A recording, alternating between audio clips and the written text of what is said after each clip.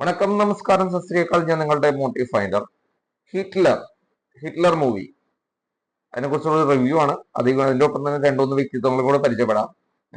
ഒന്ന്, ഹിറ്റ്ലർ 2024 പുറത്തിറങ്ങിയ ധനശേഖരൻ, അതായത് മണിരത്നം സാറിന്റെ അസിസ്റ്റന്റ് ഡയറക്ടർ ആയിരുന്ന ധനശേഖരൻ ഡയറക്ട് ചെയ്ത പടമാണ് ഹിറ്റ്ലർ. 2024 തമിഴിൽ പുറത്തിറങ്ങിയ മൂവിയാണ്. വിജയ് ആന്റണി, ഗൗതം വാസുദേവ് മേനോൻ, റിയ, അങ്ങനെ ഒരുപാട് താരനിരകൾ അഭിനയിച്ച ഒരു ഹിറ്റ് മൂവിയാണ്. ഇതൊരു ത്രില്ലർ കാറ്റഗറിയിൽ പെടുന്ന ലവ് ആക്ഷൻ സിനിമയാണ്. ത്രില്ലർ കാറ്റഗറിയിൽ പെടുന്ന ലവ് ആക്ഷൻ സിനിമ എന്ന് വേണമെങ്കിൽ പറയാം. അത്യാവശ്യം ക്ലീശകളൊന്നും ഇല്ലാതെ മുന്നോട്ട് കൊണ്ടുപോകുന്ന ഒരു മൂവിയാണ്. വെറുപ്പ് അങ്ങനെ അധികം ഫീൽ ചെയ്യില്ല. ആക്ഷൻ രംഗങ്ങളാണെങ്കിലും വളരെ ക്ലാസിക് ആയിട്ട് തന്നെ എടുത്തിട്ടുണ്ട്. പാട്ടും കുഴപ്പമില്ല. അത്യാവശ്യം നല്ല രീതിയിൽ തന്നെ ഉള്ള പാട്ടുകളാണ്. ഹിറ്റാണെന്നൊന്നും പറയാൻ പറ്റൂല, എങ്കിലും അത്യാവശ്യം നല്ല രീതിയിലുള്ള പാട്ടുകളാണ്. ക്ലൈമാക്സ് ട്വിസ്റ്റ് ആണ്. അങ്ങനെ ഓരോ രീതിയില് മുൻവിധിയൊന്നും ഇല്ലാതെ നിങ്ങളൊന്ന് കണ്ടു നോക്കുക. പ്രൈം വീഡിയോയിൽ ലഭ്യമാണ്.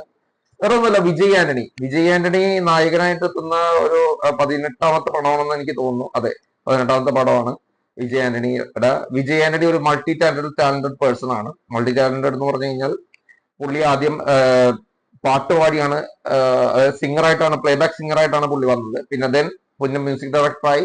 പിന്നെ പുള്ളി നായകനായിട്ട് തന്നെയാണ് അരങ്ങേറ്റം വരുന്നത് ഒരു സിനിമയിൽ, പിച്ചൈക്കാരൻ.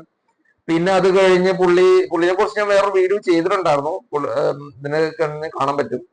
വളരെ പുള്ളിയുടെ ഇത്രയും ഏജ് ആയിട്ട് പോലും നായകനായിട്ട് അഭിനയിക്കാൻ ഒരു പ്രാപ്തിയുള്ള ഒരാളാണെന്ന് വീണ്ടും വീണ്ടും പുള്ളി തെളിയിച്ചുകൊണ്ടിരിക്കുകയാണ്. കഴിവിനെ അഭിനന്ദിക്കുന്നു. ദെൻ ഗൗതം വാസുദേവ് മേനോൻ, നമ്മുടെ മലയാളികൾക്ക് അഭിമാനിക്കുന്ന ഒരു വ്യക്തിത്വം, അടിപൊളി ഡയറക്ടറായിരുന്ന വ്യക്തി, സൂപ്പർബായിട്ട് അഭിനയിച്ചിട്ടുണ്ട് ഹിറ്റ്ലർ മൂവിയിൽ. ഒന്ന് കണ്ടു നോക്കുക.